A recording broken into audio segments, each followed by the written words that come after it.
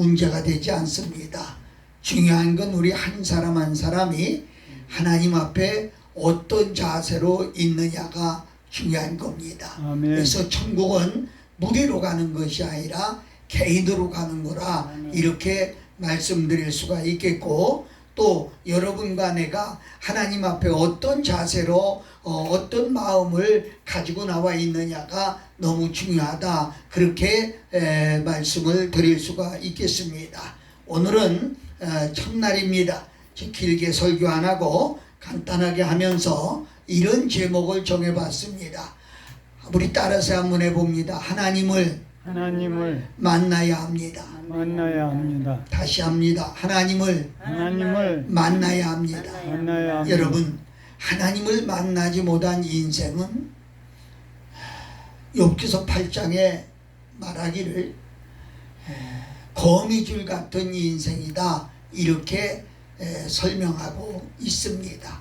하나님을 만나지 못한 인생은 아무리 큰 소리 쳐도 결과가 없다는 것을 말씀하고 있습니다. 여러분, 모세가 누굽니까? 저는 모세의 120년을 3등분해서 말해본다고 하면 40년은 바로의 궁중에서 공주의 아들이라 칭함을 받고, 이렇게 왕의 손자라 칭함을 받고 없는 것 없이 다 누리며 살았습니다. 그리고 나머지 40년은 장인 이드로의 양무리를 치면서 이제 모성살이를 하면서 40년을 지냈고, 마지막 40년이 하나님을 만난 후에 그의 인생이 변화받은 그 사실을 볼 수가 있습니다. 여러분의 인생을 3등분해서 나눠 본다고 하면 어떤 인생인가요? 어떻게 나눌 수 있는가요? 하나님을 만나기 전까지의 우리의 인생을 한번 더듬어 봤으면 좋겠습니다. 그렇습니다. 모세는 어려서 엄마의 자격을 박탈당하고 유모의 자격으로 들어가서 그 어린 아이를 안고 얼마나 그에게 가르쳤습니까? 너는 하나님이 택한 사람이다. 내 나이에 히브리 민족을 봐라. 남자는 하나도 없다. 다 죽고 너만 살려주셨다. 왜? 하나님이 너를 쓰실 것이다. 이 민족을 네가 구원할 것이다. 네가 해방시킬 것이다. 하나님은 너를 사랑하셨고 너를 택하셨고 너를 부르셨고 너를 끝까지 지켜주실 분이다. 어려서 엄마로부터 귀가 따갑게 교육을 받았습니다. 그런데 어떻게 됐습니까? 80살이 되어서 이드로의 양무리를 치면서 그날도 양을 끌고 나가서 내 신세 이게 뭐야?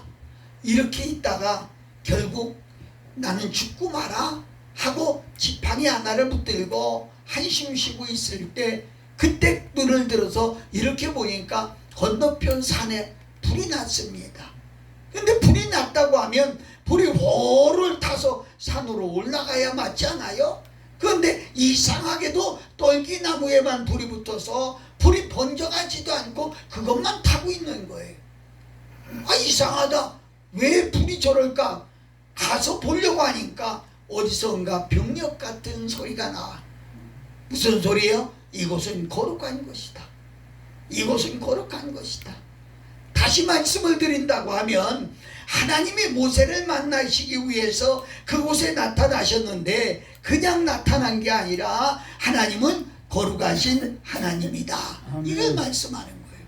예, 중요해요. 하나님을 만나려면 어떻게 해야 되느냐? 먼저 거룩한 삶이 이루어져야 된다. 이렇게 말씀하는 거예요.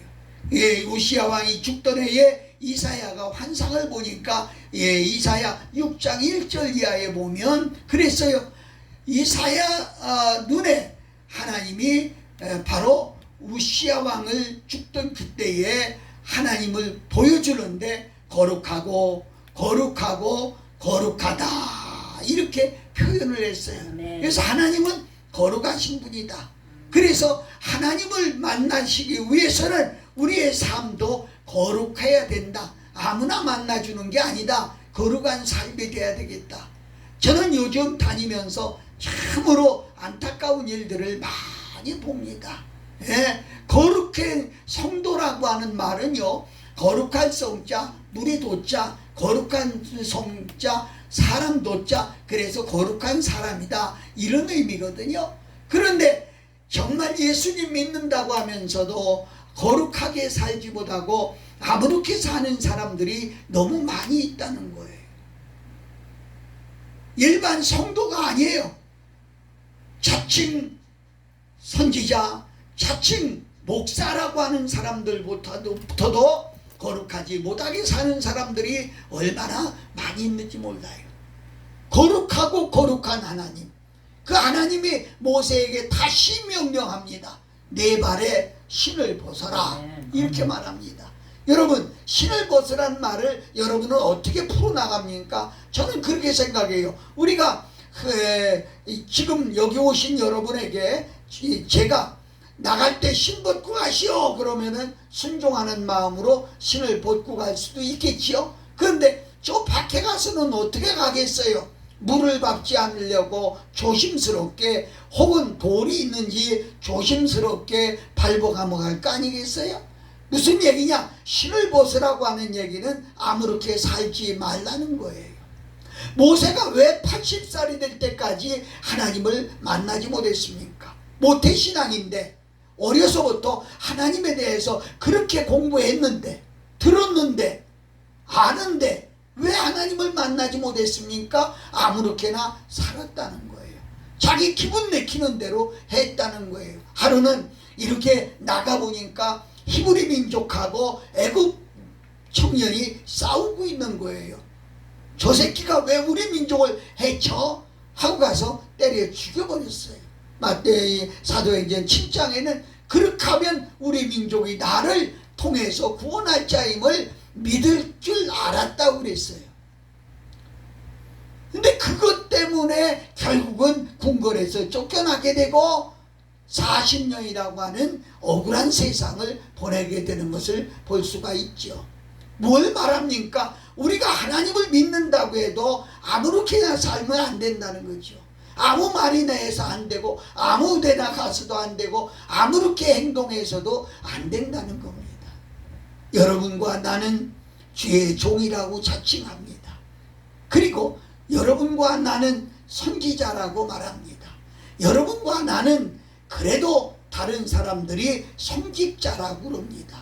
이게 일반 사람하고는 무언가 달라야 되겠는데 다른 점이 하나도 없다고 하면 어떻게? 제가 군산 인피라고 하는 곳에서 부흥회를 하게 됐어요. 여관을 하나 잡아줘서 여관에서 이제 생활을 하게 됐는데, 이튿날 화요일날 낮 시간에 교회를 왔다가 이렇게 여관에 점심 먹고 가는데 부부가 싸움이 났어요. 여관 주인이 둘이 싸움이 났어요. 그래서 깜짝 놀라서, 왜 좋은 세상 이렇게 싸우고 살아요? 그랬더니 부인이 한단 말이, 목사님 때문에 그래요, 그런단 말이에요. 그래서 내가 뭐 실수했나요? 내가 뭘 잘못했어요? 그랬더니 하는 말이, 첫날 여관에 들어올 때 남편이 그랬대요. 목사님이니까 그 옆방에 웬만하면 손님 넣지 말고, 그리고 조용하게 해드려라. 그리고 방이 정 없으면 몰라도 그렇지 않으면 옆방에 손님 받지 마라. 남자가 그랬다는 거예요, 남편이. 그런데 부인이 잊어버리고 옆방에 손님을 받은 거예요. 그러니까 왜 옆방에 손님을 받지 말라고 했는데 손님을 받았느냐고 싸우고 있는 거예요. 그들 예수 믿지 않는 사람이에요. 그런데도 성직자이기 때문에, 목사님이기 때문에 구별된 것을 말씀하고 있는 거예요. 그런데 내가 가서 만약 실수나 하고 거기서 거짓말이나 하고 사기나 치고, 그리고 누구 돈이나 쓰고 안 갚고, 그리고 이상한 말이나 하고 여자들 손이나 잡고 희덕거려 써봐요. 어떻게 되겠어요? 참으로 부끄러운 건 오늘 전도의 문을 누가 막고 있느냐는 거예요. 응? 전도의 문을 막고 있는 사람이 누구냐는 거예요. 저는 뉴스 볼 때마다 깜짝깜짝 놀랄 때가 얼마나 많이 있는지 몰라요. 목사님이라고 하는 분들이, 기회종이라고 하는 분들이, 공인이라고 하는 분들이 정말 뉴스에 오르락내리락 하는 것을 보면서 얼마나 두렵고 떨린지 알 수가 없어요. 하나님은 모세에게 너는 거룩한 곳이다, 거기서 신을 벗어라 그랬어요. 오늘 여러분과 내가 하나님을 만나려면 신을 벗어야 돼요. 그래서 아무렇게 살아서는 안 된다는 거죠. 자기 기분대로 살아서는 안 된다는 거예요. 자기 뜻대로 살아서는 안 된다는 거예요. 온전히 하나님을 만나기 위해서 우리는 거룩한 삶이 이루어져야 돼요. 말이 거룩해야 됩니다. 생각이 거룩해야 됩니다. 생활이 거룩해야 됩니다. 욥기서 8장에 보면 우리들이 이제 성도들이 개업을 하게 되면 제일 많이 갖다 주는 액자가 하나 있지요. 그 액자가 뭐예요? 처음은 미약하였으나 나중은 심히 창대하게 되리라. 그런 액자를 많이 갖다 주지요. 그래서 모두가 심히 창대하게 될 것이다 이렇게 생각하고 있는데, 거기만 생각할 게 아니라 그 앞을 보면 말이요, 내가 하나님을 부지런히 찾고 전능하신 이에게 빌고 그 다음에 뭐라겠어요? 청결하고 정직하면 하나님이 너를 돌아볼 것이다 이렇게 했어요. 그래서 우리가 성도로서의 갖춰야 될 게 있어요. 갖춰야 될 게 있어요. 청결하고 정직하게 그렇게 할 때 거기에 하나님이 역사한다는 거죠. 저도 목회가 56년째입니다. 부흥사도 50년이 넘게 제가 부흥회를 다녔어요. 그런데 다니며 보면 요즘은 더 그래요. 너무 안타까워. 하나님을 만날 자세가 되어 있지 않는 거예요. 그렇기 때문에 그 사람에게 하나님을 만나지 못하니까 하나님 없이 사는 인생이 되어버렸어요. 대중 앞에서는 시끄럽게 떠들기나 해도 진짜 그가 하나님을 만나지 못했어요. 하나님이 어떤 분인 것을 깨닫지 못한 이런 것을 보면서 나는 이번 성에 모르겠어요. 오늘 저녁부터 좀 사람들이 하나님이 보내주시리라 믿고 있는데, 오늘 월요일날 낮에는 사실은 집회해도 월요일날 낮부터 하는 집회는 거의 없어요. 거의 월요일날 저녁서부터 이렇게 하지요. 이제 오늘 저녁부터는 하나님이 어떻게 하실는지 그것도 하나님이 하셔야지요. 하나님이 하셔야죠. 근데 우리가 분명한 것은 이번 성회를 통해서 여러분과 내가 하나님을 만나는 귀한 역사가 일어나기를 예수님 이름으로 축복합니다. 축복합니다. 아멘. 두 번째로 보면 모세가 가까이 오니까 하나님은 모세에게 그랬어요. 너 가진 게 뭐냐? 그러니까 저 가진 게 지팡이입니다. 지금까지는 모세가요 이 지팡이를 의지하고 살았어요. 양을 몰고 나가 양을 칠 때 저 짐승들이 양을 잡아먹으려고 달려오면 지팡이로서 양무리를 물리쳤어요. 양을 물러왔다가 양을 못 물으니까 그냥 당신한테 대들 때에 그걸 물리쳤어요. 이 지팡이는 뭐예요? 자기 생명을 지키는 거예요. 그리고 자기 양떼를 지키는, 재산을 지키는 거예요. 하나님이 그거 버려라 그랬어요. 그거 버려라. 그래서 지팡이를 확 갖다 던지니까 지팡이가 뭘로 변했어요? 우리 알잖아요. 뱀으로 변했어요. 뱀은 우리가 뭘 상징해요? 마귀, 귀신, 사탄을 의미해요. 그러니까 한마디로 말하면 내가 의지하고 있는 것이 하나님 앞에는 마귀지 됐다는 거예요. 사탄이지 됐다는 거예요. 그걸 버려야 된다는 거예요. 오늘 여러분과 내가 의지하고 있는 게 뭡니까? 남편입니까? 남편이 사탄이 될 수도 있어요. 자식들입니까? 자식이 사탄이 될 수도 있어요. 물질입니까? 물질이 사탄이 될 수도 있어요. 그거 버려야 된다는 거예요. 버려야 된다는 거예요. 여러분과 내가 의지하는 것 때문에 사탄 노릇해서 그것 때문에 의지하고 있는 것, 그것 때문에 하나님 앞에 가까이 가지 못하고, 그것이 교회의 부흥을 가로막고 있고, 그것이 축복을 가로막고 있고, 그것이 뭡니까?